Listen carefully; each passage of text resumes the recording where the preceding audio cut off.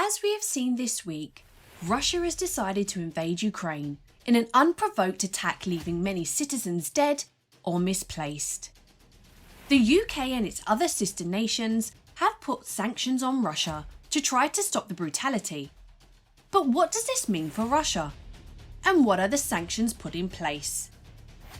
In today's video, we will be taking a look at what is a sanction, types of sanctions imposed on Russia in recent days, and if sanctions really work. Hello and welcome to another KYC Lookup video where we bring you AML related content to help you enhance your knowledge in the fight against money laundering. Before diving into today's video, be sure to subscribe so you don't miss out on any future videos. Oh, and don't forget to leave us a comment with any suggested topics you would like us to cover in the future. So, on to today's video. What is a sanction? In definition, a sanction is the detriment, loss of reward, or coercive intervention annexed to a violation of a law as a means of enforcing the law. An economic sanction is a commercial and financial penalty applied by one or more countries against a targeted self-governing state, group, or individual. Economic sanctions are not necessarily imposed because of an economic circumstance. They may also be imposed for a variety of political, military, or social issues. How do sanctions work? Sanctions normally work by targeting trade and financial systems and stopping the flow of money reaching back to the intended country.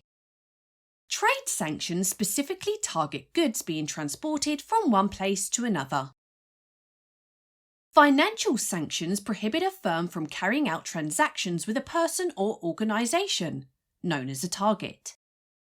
In some cases, the order will prohibit a firm from providing any financial services to the target.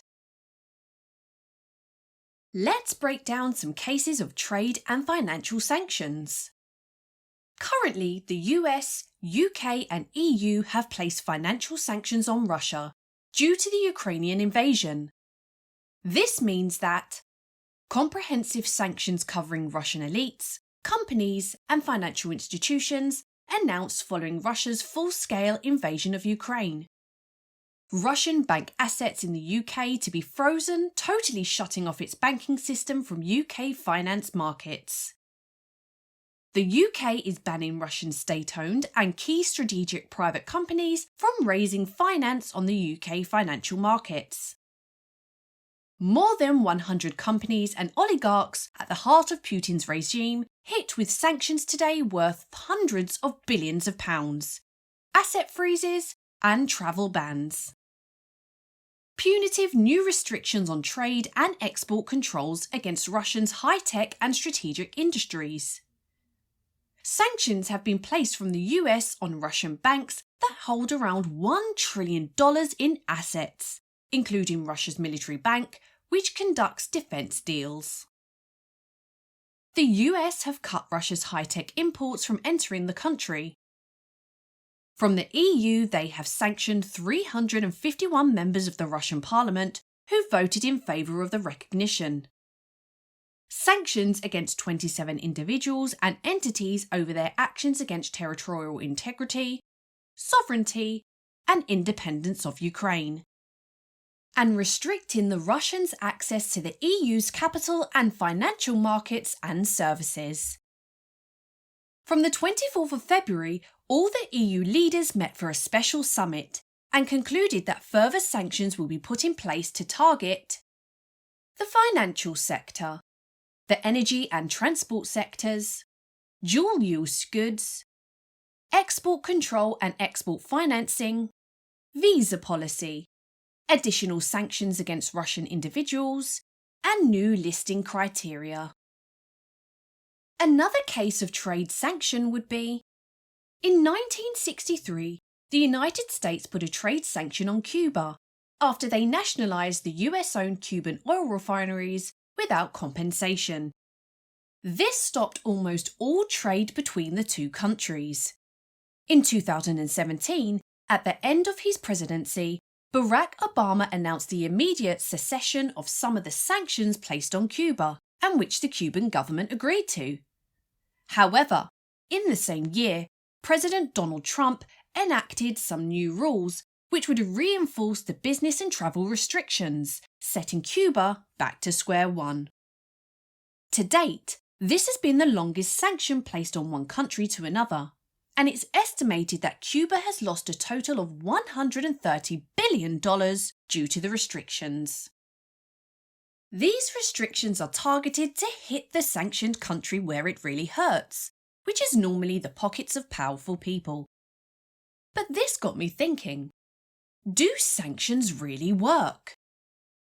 It's very hard to tell if sanctions really work, as there are so many factors that need to be considered. But it appears in the short term they do. But there is also some evidence to suggest that the longer the sanction, the less likely they are to succeed. The main driving force on why they work in some circumstances is the violations that can be incurred if the sanctioned country doesn't follow the rules of the sanction. These violation penalties could be fines ranging from millions to billions of dollars, and even imprisonment for liable parties who are involved in the breach, as this will be considered a national security threat. Who is behind imposing these sanctions? Although on TV we see Biden, Boris Johnson and other political leaders announcing these sanctions, there are 4 main sanction regulatory bodies in the world who work on imposing them. These are OFAC, the UN, EU and HMT. Let's break down their role a little more closely. The Office of Foreign Assets Control, or better known as OFAC, are the US Department of Treasury. Their job is to target foreign countries and regimes, terrorists, international narcotics traffickers, who engage in activities related to the proliferation of weapons of mass destruction, and other threats to the national security, foreign policy, or economy of the United States. The United Nations, or the UN, is an international organisation founded in 1945.